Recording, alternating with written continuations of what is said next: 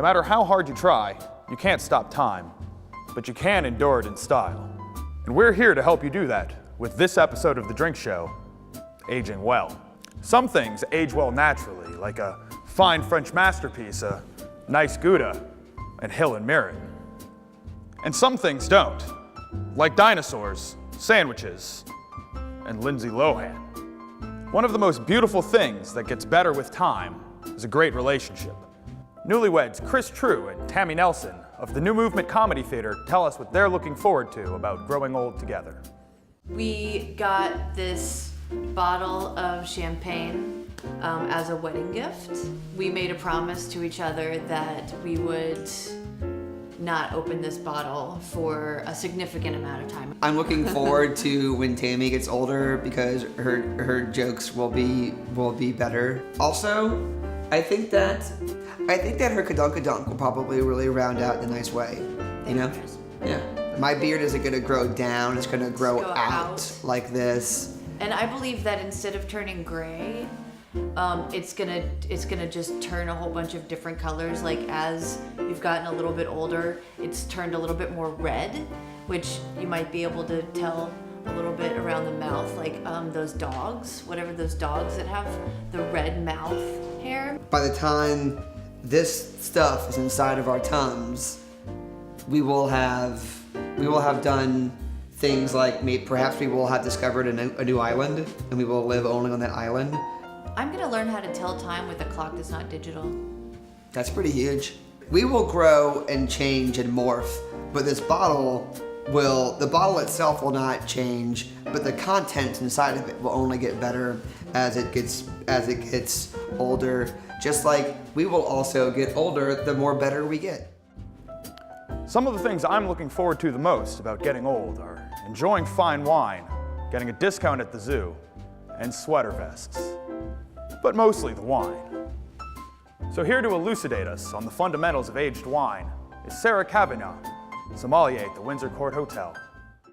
Everybody wants to know something about wine, whether it be feeling comfortable. I mean, that's the most important thing. Everybody wants to feel comfortable when they order something. And when you don't know something, you have a tendency to not order it. The smallest bit of just what you like, even flavor profiles or anything that you might like or know that you might know about wine is important. Just so that you feel comfortable so that you order it, as opposed to ordering a beer or something else that maybe wouldn't you want to try something different.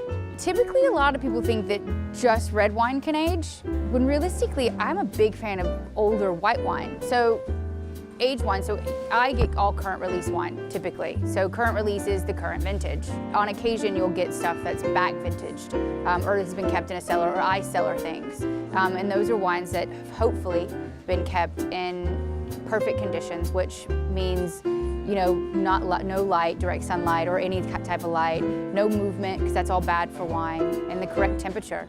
And we age wines in our cellar, so why don't we go take a look at that? If you wanted to age wine yourself, the best thing to do if you're kind of going to a retail shop and you're purchasing a wine, you want to ask the person at the retail shop. They know their wine better than I know their wine. Typically with flavor profiling of wine as it ages, when it's red wine, if the fruit starts out really strong and powerful and very ripe, usually it has a tendency to turn to almost dried fruit as it ages. As far as white wine goes, a lot of times you'll see very ripe fruits in the beginning. Again, lots of tropical fruits perhaps. It just becomes more developed, it becomes sexier, it becomes more mature at the end of the day. In almost twice as long as I've been alive, Joy Perrin has been bartending.